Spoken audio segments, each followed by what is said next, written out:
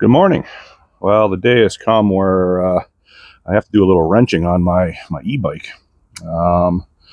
Approximately 6 or 7 weeks ago, I was out for a night ride, and I don't know, on my way back down through Hyde Park in the west end of Toronto, around 10:30 at night, I started experiencing a grinding noise from my rear hub motor. So I was down at, I believe it was Colburn Lodge Drive in Lakeshore. So anyhow, I got the bike home about 3 kilometers or 4 kilometers back to my house from there, grinding the whole way. So anyhow, I think that was a Saturday night. So then Monday, I contacted Fucare customer service with regards to inquiring what can be done about this. So as it turns out, the warranty on my bike was expired by about, 4 or 5 weeks. And at that point, it had 1,204 kilometers on it. A week earlier, I did a video on the bike, a rig rundown on my bike, saying, how it was very reliable and how it's never let me down. There's been nothing wrong with it. So I contacted Fucare customer care via email. They get back, I don't know, not right away, but they got back to me. So they asked me to send them their engineering or their mechanical department a video of the rear hub motor. So I did that. I sent it to them, and about 12 hours later or whatever, they got back to me saying that for sure it was the motor was gone. The rear hub motor. It's a 750 watt hub motor, rear hub motor, 1200 watt peak. So when I was doing the video with regards to pointing out the problem to Fucare, I noticed that my rim was a little bit bent. And I noticed a spoke or two that were bent as well, which resulted in the sprocket when I was putting power to the rear hub. It was wobbling a little bit. So I inquired with regards to how much a motor would cost and how much a complete rim set assembly would cost. So they got back to me saying that the motor, if I were to change out the motor, just the internals, would be $299 US. I live in Toronto, Canada, before taxes and shipping. I'm like, oh, okay. So I know I can change the hub motor out myself. I'm a little bit handy. So, but then I'm thinking, you know what? How much for a whole new rim set assembly? So they got back to me again, and that was $499 US, so $500 US before shipping and tax. So now that's starting to add up, and it's not covered under warranty. With our exchange rate up here, that worked out to about $675 Canadian before tax and shipping. So, I could have been between $800 and $1,000 to get just the rim with the hub motor shipped to my house. So I said to the person on their customer support, not live, it's all through chat. I said, well, okay, well, let me look around. I don't know, it's a little pricey. So the person got back to me the next day saying they could ship it to my house, the whole rim set assembly, for 390 Canadian. So which I thought was, it's a far cry from, around 800 or at the very least 700. So I said, yeah, go ahead. So then they informed me that it would take about 30 to 35 days to get here. I guess it's coming from China in a container. I don't know. I thought it was coming out of the U.S., but I don't think it did. So 6 weeks, 1 month to the day. So I received the rear set, the rear rim set assembly in a nice box.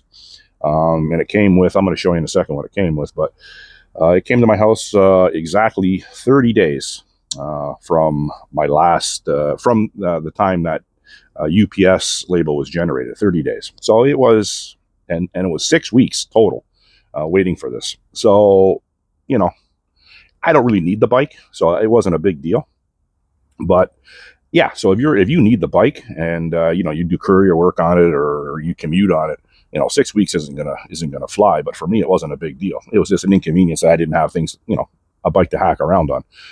But I'm going to show you the bike now, and the bike and I are both going on a diet today. So I got some wrenching to do on the bike today. It's going to take me a few hours probably. And then I got to go on a diet because I got to lose weight too. And I've been sober off alcohol. I never did drugs for next week. It'll be 9 months. And when I first got off the alcohol, I went on a keto kind of a hybrid carnivore diet. And I lost 25 to 30 pounds in the first 2 months, but subsequently I stopped that, and I've gained the weight. So I got to slim down, and my bike is going to slim down today, and I'm going to show you what I'm going to do there. Okay, so this is the bike. This is how I had it configured almost from day one. When I purchased the bike, it got sent to me from Amazon, and I also ordered the pannier bags, and I also ordered the front and back cage. That's Fucare as well. So that's this bike, pretty much from day one, has had this setup, and I've always carried gear on it. So it's always, carried a lot of weight. So I got to slim the bike down. So basically, in my pannier bags, I always carried like tools and whatever, food. Basically, what this bike is for me is it's a bug out bag. It's an overnight bag. It's a camp bike.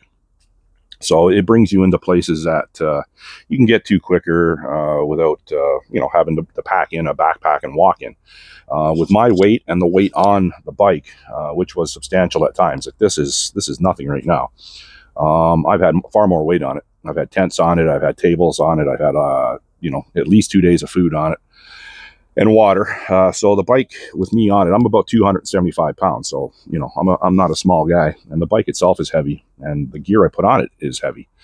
So I want to slim that down. I want to take some strain off the motor, and I want to make the bike a little more nimble for trail riding at night. I like doing that. So, today I'm taking off the pannier bags. I'm taking off the cages. I'm not taking off this, this front, whatever you call it, rack, because I'm going to put a hard case on that. I already have the hard case ordered, and I also have a trunk bag ordered for the back cage. You'll see once I take this off.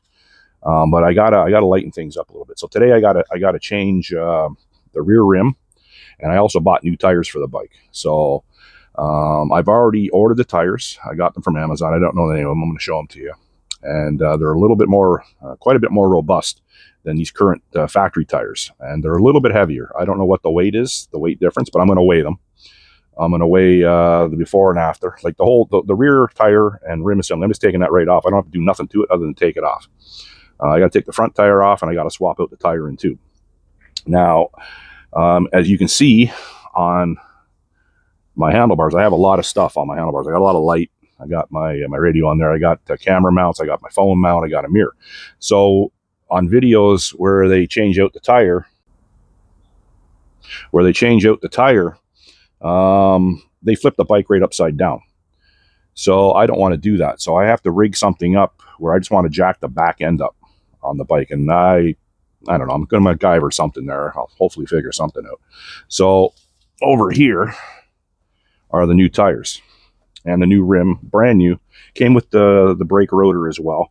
That's the name of the manufacturer of the tire. I don't even know. It's YUNSCM. I don't know the name of it. But anyhow, I mounted the back one already I believe on Saturday or Sunday. So yeah, it was a little finagling, but and I'll do the front one today. But I got a bunch of stuff on here. This is coming off. All this is going to come off. But I'm going to be adding. It's not going to stay. Unfortunately, it's not going to stay completely free of cargo capacity, because I need stuff. And on the bottom here, right here on the up tube, I have a military shovel there. That's a nice place for it. I carry that. That's not a big deal, but it's a good place for it. And if I need a shovel for whatever, that's always going to stay on the bike. First aid kit, water, food. Like, I want to set the bike up for a 72-hour bug out situation, for at the very least fall temperatures. Toronto gets snow and it gets cold, so it's a little bit different. You can't take this bike out in a foot of snow. So I understand that, and that won't be happening unless it's an SHTF situation. But so anyhow, the bike, like I said, can go 100 kilometers with my weight and cargo weight on it. So it's 50 there, 50 back, or 100 kilometers until you have the ability to recharge the battery, or you dump it in a SHTF situation, whatever. I don't want to do that because, there's a few dollars in this. But anyhow, I'm going to take off the front cage and the rear cage and pannier bags. Okay, so that took, I don't know, a few minutes. The back one I already had loosened from the other day, but the front one I had to take off with hex key, with my DeWalt or my Stanley hex key driver. So as you can see, it's already looking a lot lighter. So what I'm going to do, I'm going to take off both. I'll just take off the rear battery. I want to take some more weight off it when I jack it up. But yeah, so now I'm going to take off the rear wheel assembly. Over here, where is it here? It has two zip ties. Two zip ties in here. I gotta cut off with some side cutters. That's holding the drive power cable, which is right here. So the new rim assembly came with new zip ties and actually new axle nuts and everything. So this whole assembly, like I said, is going to come out. I think I'm going to leave the fender on. I think I can leave the fender on, but if not, I'll take the fender off. This cage is remaining. This is a factory cage, came on the bike. Didn't have to assemble that. The whole back wheel assembly, when the bike was delivered, it came all assembled. I had to, well, not all assembled. The back was. But I'm going to be putting a trunk bag on here with fold-out pannier bags. So something a little more stealthy, compact. I got to slim the bike down, like I said. So now I got to figure out how I'm going to jack the bike up in the rear and start taking that tire off. Just wanted to show you what the motor, the sound of the motor, what it was making prior to me swapping out the new one. I just got to turn the bike on.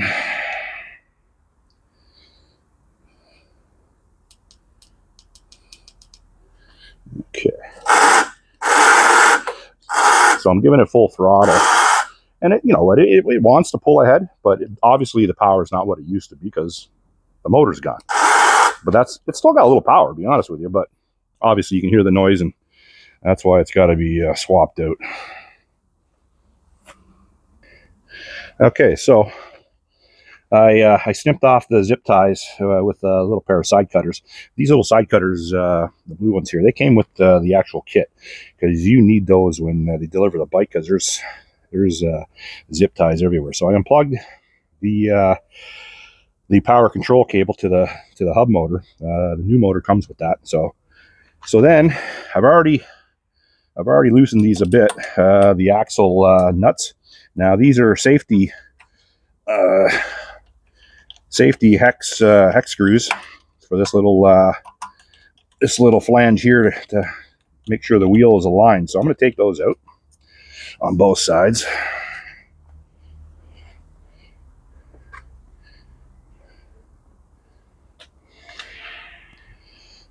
Same as the other side. I don't necessarily have to show you both sides. I could use, oops, sorry, that's for the fender. I could use my impact driver for this, but I didn't want to wrist down. This one seems a little bent. Whatever. Okay.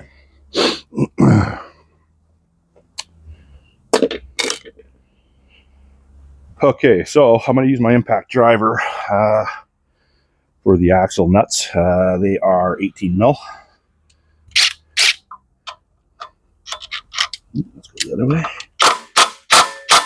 Oop.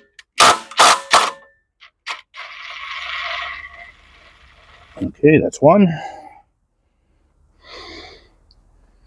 Oh, as you can see, I used, I think it's a 2.5 ton floor jack. And I propped up two folding chairs to hold the bike up. It seems to be working so far. It seems kind of stable. If the bike falls over, we'll know it wasn't stable. But we'll see. I'll try to be ginger about it. No offense to my red hair friends.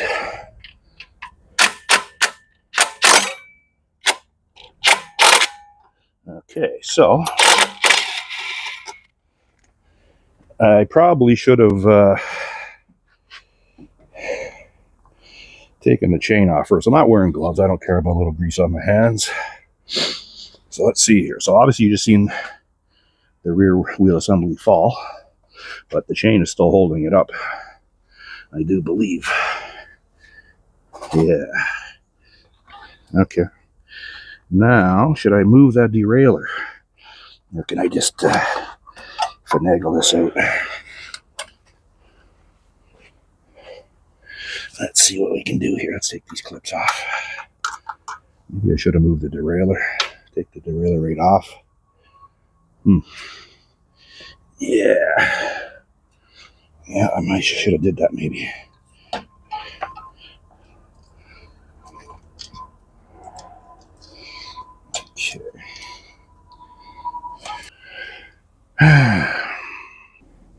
So I'm gonna go ahead and take the derailleur right off. Yeah.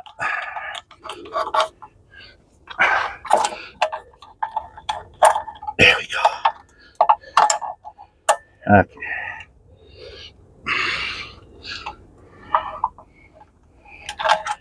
That's right. No big deal. Now, so it's been, I would say 30, no, what am I talking about? 40 years since I've done any wrenching of this sort. So, now in order, I think I gotta take that fender off. Do I? No, if I did flip the bike upside down, yeah, the tire would come off a little easier. Okay, hold on. Okay, so what I did, I just jacked the bike up about another 3 inches. So then it came out. I pulled it out. So not a big deal. So there is the old tire, the factory tire tube, and the factory, the initial rear hub motor and brake rotor, and the new one's over there. So what I'm going to do, I'm going to weigh them, because these new tires apparently are heavier because they're more robust. These tires they look cheap. Those tires do not look cheap. They look like motorcycle tires, and they got good reviews. That's why I bought them. So I'm going to set up a little string on both of them. I'm going to weigh them. Okay, so I got the old on the right, and I got the new on the left. So I'm going to weigh them. I'm going to mark the weight down. From what the review said, they are heavier, and they do slow your bike down by your top end by 2 or 3 kilometers per hour. So whatever, I don't really care about that. So let's weigh the old.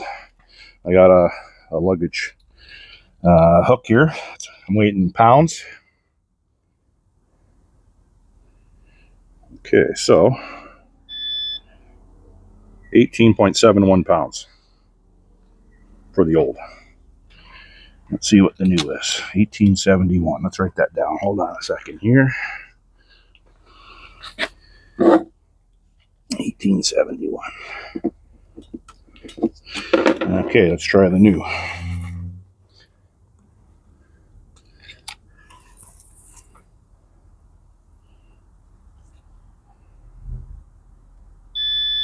Huh. 1880. So that is very marginal. So it's not a big deal at all. Okay, I'm happy for that. So that's hardly any difference. Perfect. Okay. Now I got to get the rear one back on. So once I get that all buttoned back up, I'm going to take it for a test ride, because hopefully I got the tire seated properly. On the videos that I watched, there was problems, and I had to deflate the tire 3 times when I installed this tire, because I'm a little concerned here. So we got to see if there's going to be any I guess you'd say oblong issues once I get the tire installed and up on our RPM. So anyhow, if I got to mess with it, I got to mess with it. Hopefully I don't, but likelihood I do. Okay, I can see where it would be beneficial to flip the bike over and do it upside down, as opposed to jacking up like I did. But I'm into it now. Keep the power cable where it needs to be. But in doing so, I have to lower my jack. And get those to line up. So I'll do that momentarily. Okay, so that wasn't so bad. So I lowered the jack straight out now. That took like a couple seconds, and it looks like aligning clips I'm assuming. So what I did also, I tied up the derailleur to get it out of the way, but you got to make sure your chain is back in there before you put the wheel down or put the wheel back in. So now I'll go about reassembling that. So I'm going to use the new nuts supplied with the new rim. I'm not going to tighten it all the way up. Just going to snug it up there a little bit and go on the other side, do the other side.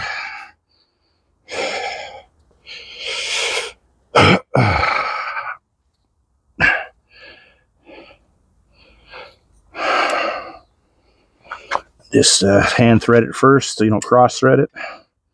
And I think I did mention this was an 18mm socket, and I got my obviously I got my impact driver with the adapter to run a socket. Do both sides.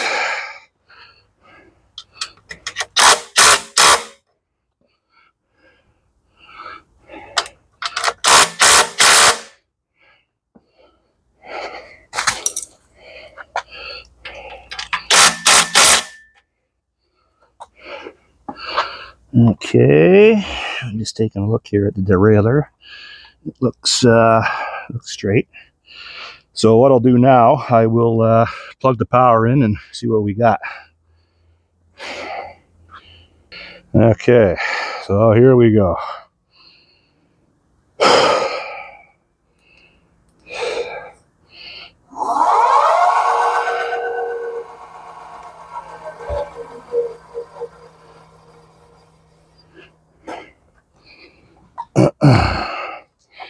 Maybe the brake disc is rubbing a little bit.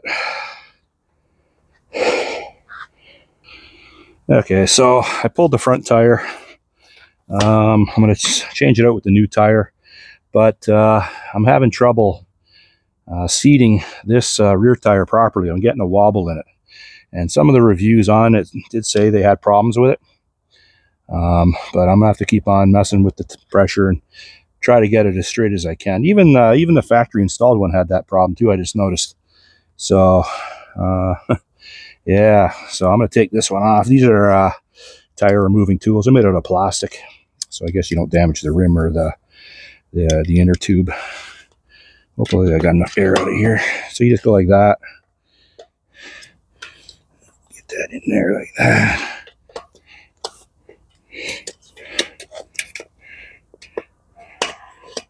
So like that. Dig it in there. Hopefully it's coming up on the camera.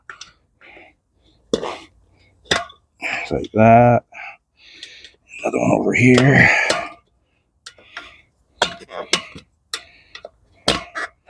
It's been a while since I've done it. I did the back one earlier this on the weekend. Actually, today's Monday, September 30th in Toronto. Beautiful day in Toronto. Fall. Oh, not quite fall. Or is it fall? Yeah. I guess it is. Is it? I don't know. Oops. Getting a little ahead of myself there. Let's leave one in there.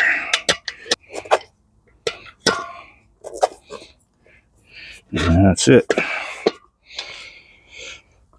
So I might have a little too much air in this tube still. Yeah, maybe a little too much. I'll let some more air out. Okay.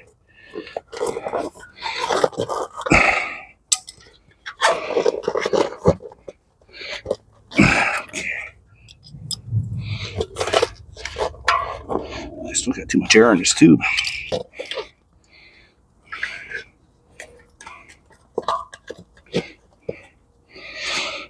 I don't want to damage that tube. That's for sure.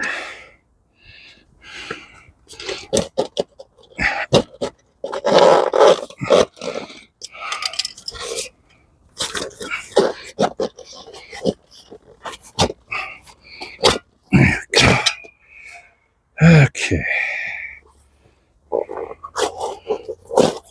Yeah, so a little too much air in this still, but it wouldn't empty out.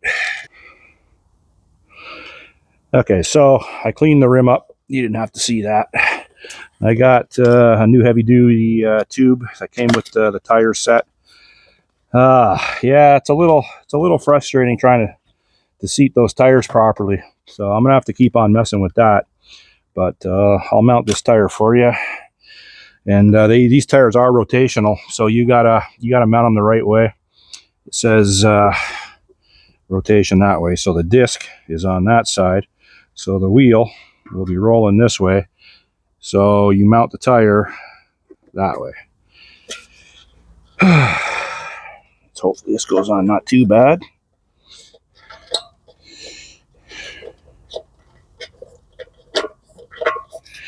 And in here, this is the spoke guard, so your inner tube doesn't come in contact with the spoke heads.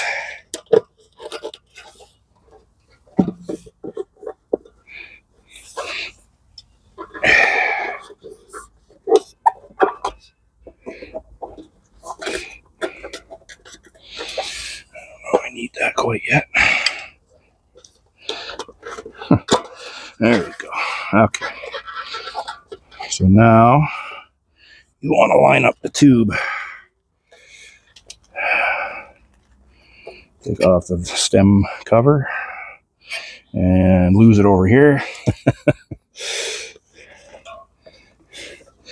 So you want to line up your stem with the stem hole, obviously, the best you can.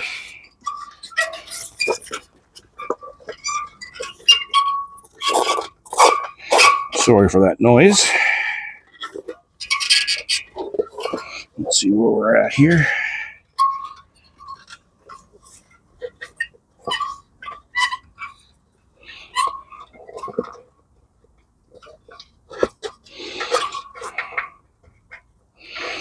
Let's get the tube in.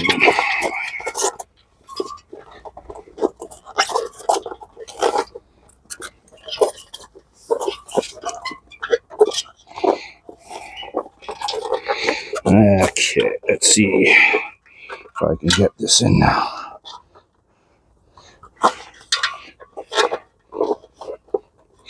When I did the back tire, I put a few pounds of pressure in the tube. Pull that stem through if I can get it through there. Okay, so I'm going to put a couple pounds in. Let's go 3.5. Oh, maybe not that much, but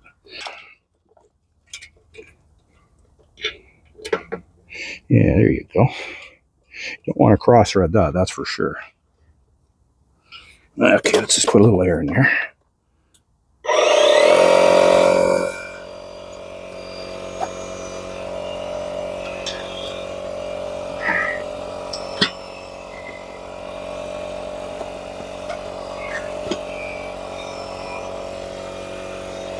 Okay, let's stop it. Okay, let's see what we got there. Okay, that might be good. Okay, so let's get this tire on. These tires, you know what? These tires might be too big for these rims. Just a little bit. I hope I don't have to take them off and return them. That would not be good. That would not be good. See, my rims are 20x4, and these tires are marked 20x4. So I don't know. They seem a little looser than the factory tires. Maybe that's why I'm having problems seating them. Okay, well, anyhow, let's give it a shot. So I'm going to bring up.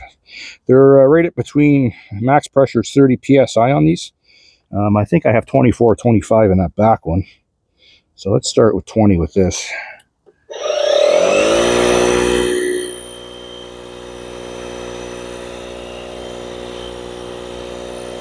It's a little afternoon.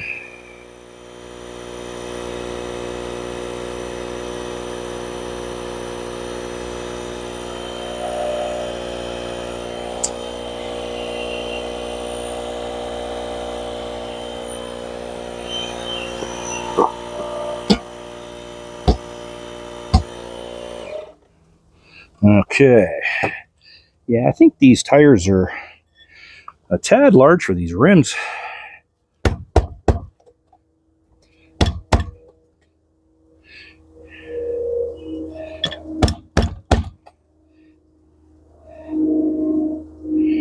Yeah, so you can already tell that isn't going to be good. See, they got these, I guess they're called bead lines. I don't know what they're called, but you want to try to get them as even as possible all the way around. And obviously you can see here, two are visible. Like that's there, and this one's like right in. So that's going to be a problem. So I'm going to pause the video until I figure that out. Okay, so yeah, these, I don't know. Like, hey, I'm not an expert bike mechanic, but yeah, these tires seem a little off size for these rims. And yeah, on one of the reviews, one person did say they had difficulty seating these.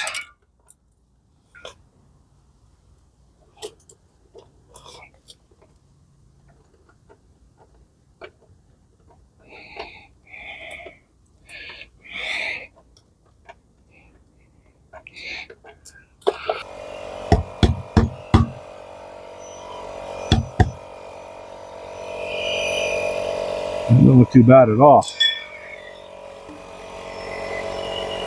Yeah, looks pretty good. Yeah, okay.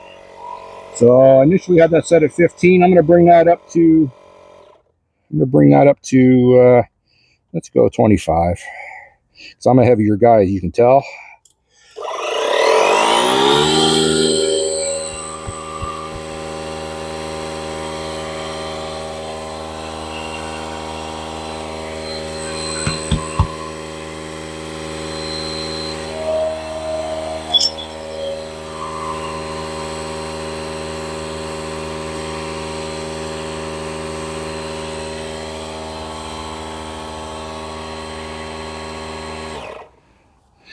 Okay, so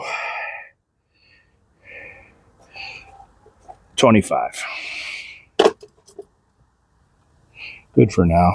Obviously, you can adjust the tire pressures for your terrain.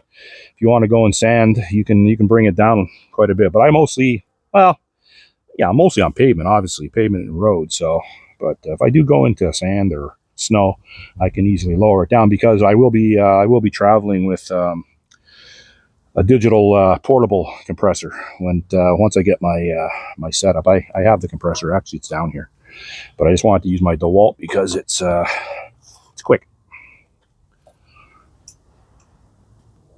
Okay, so I got the front tire back into the fork. It's relatively easy compared to the back. So this has a washer each side, and a nut with a built-in washer.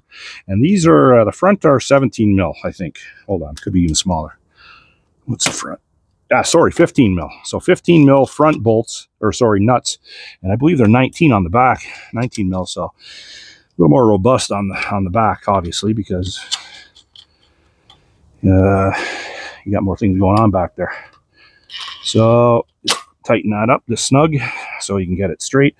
Now you got to be cognizant of the fact too that you got to get your brake rotor back in between the caliper and the brake disc.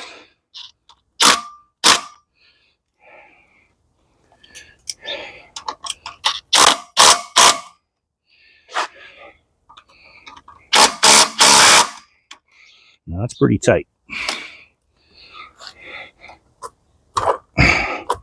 That's good. Oop. Don't want to drop the bike.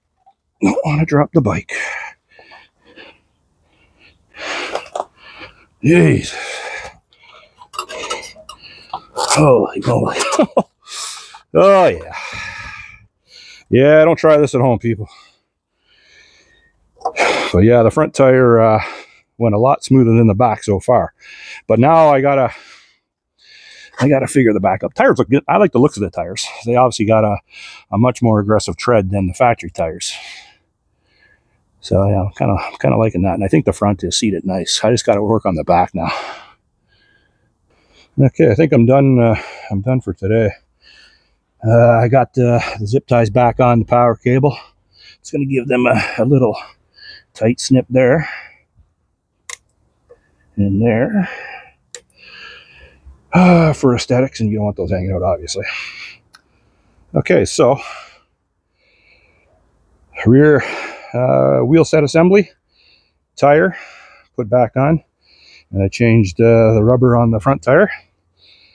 Still on the back, it's a little off seat. I got it close, but yeah, it was tough. But even the factory one, like I said, had so in retrospect, would I take all the stuff off my handlebars and flip the bike upside down? Yeah, maybe. It probably would have been easier. Little tricky getting the back tire on from underneath, the way I did it with the jack, with the floor jack. Look at the mess I made. But all in all, yeah, so I'm glad I got this done today. And yeah, it's ready to hit the roads. Hopefully it helps some people that have have a Fucare. And if I can help you, just leave a question in the comments, and I'll get back to you if you have any questions. Enjoy your day.